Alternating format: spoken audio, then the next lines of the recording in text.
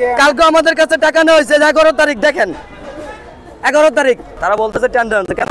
সবাই চলতেছে, সবাই সব রকম চলতেছে। তা আমি এই 50 টাকার জন্য আমি আইনের কাছে কেন যাবো? এখন আমরা কি করব? পথে বসে যাব, না মাস্তানি করব, না গুন্ডামি করব, না ফ্যামিলি কিভাবে চালাবো?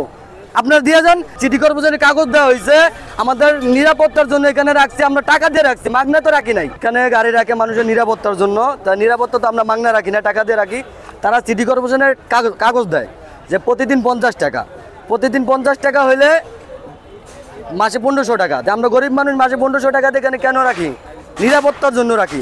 তা আমাদের নিরাপত্তা যদি না হয়, আমাদের গাড়ি, আমাদের টাকা, আমাদের মাল পণ্য যদি সব দেওয়া যায়, এখন আমরা কি করব?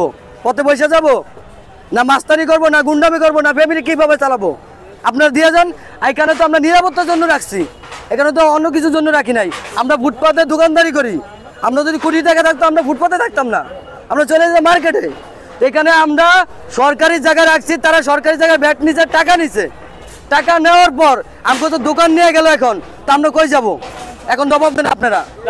আপনি কি জানতেন না যে না, আমরা তো জানতাম না। আমরা কালকে আমাদের টাকা নেওয়া হয়েছে টিকিট করে, স্লিপগুলো কালকে আমাদের কাছে টাকা নেওয়া হয়েছে 11 তারিখ। দেখেন 11 তারিখ কে টাকা নিচ্ছে? টাকা নিচ্ছে গেট ভর্তবর্তী মার্কে, এই মনে করেন পার্ক ভর্তবর্তী এরা টাকা নেওয়া হয়েছে।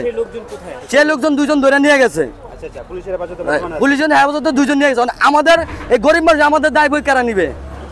আমাদের ফ্যামিলি কারা চালাবে? 16 নম্বর এখানে কমপক্ষে হলে 40 জন আছে। 40 জনের দায় বই কারা নিবে? এই 40 জন যদি রাস্তায় নামে, 40 জন যদি রাস্তায় নামে, 40 জন ফ্যামিলি কে চালাবে? আপনারা চালাবেন কেউ? না, এক একজনের 10-12টা করে আছে গাড়ি।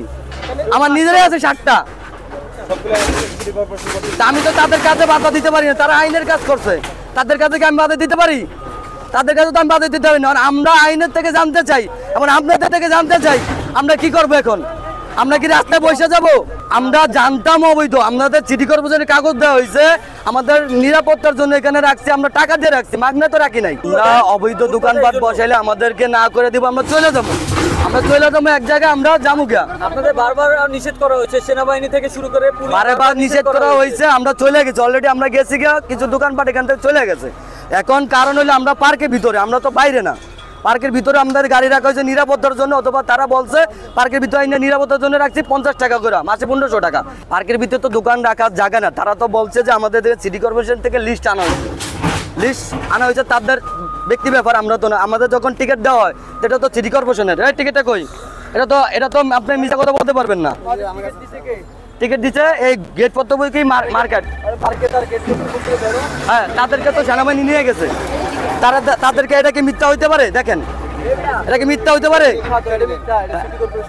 এটা সিটি কর্পোরেশনের না। কেন তাদের পিছনে তারা জনগণকে ছাড়া দেন, জনগণের উপরে। আপনাদেরকে যখন এই কার্ডটা দেওয়া হয় তখন আপনারা আইনেও তো ব্যবস্থা নেন না কেন? আপনার আইনত কেন ব্যবস্থা নিয়ম নেই না কেন আমি বলি শুনেন। আপনি তো জানেন যে এটা অবৈধ। পার্কের ভিতরে কখনোই দোকান স্থাপন বা দোকান রাখার জায়গা না। সেই ক্ষেত্রে আপনাদের যখন এই প্রবেশ পথের যে কার্ডটা হয় তখন আপনারা আইনের আওতায় যাননি কেন? এটা অবৈধ, আপনি জানেন না? এটা অবৈধ আমি জানি না। আর একটা কথা হলো, আমি আপনার বলি, যখন এদিকে গেটে দিয়ে ঢুকে 10 টাকা টিকিট নেয়, তারা টেন্ডার আনছে। তারা বলতেছে টেন্ডার আনছে। কেন? সবাই চলতেছে, সবাই সব রকম চলতেছে। তা আমি এই 50 টাকার জন্য আমি আইনের কাছে কেন যাবো? এখন এগুলো যে ভাঙা হচ্ছে, এগুলো তো দায়ভার কাকে দিচ্ছে? এটা দায়ভার পার কর্তব্য কি? সংবাদ, ফিচার ও অনুষ্ঠানের জন্য ভিজিট করুন সংবাদ প্রকাশের ওয়েবসাইট এবং যুক্ত থাকুন ফেসবুক পেজ ও ইউটিউব চ্যানেলের সঙ্গে।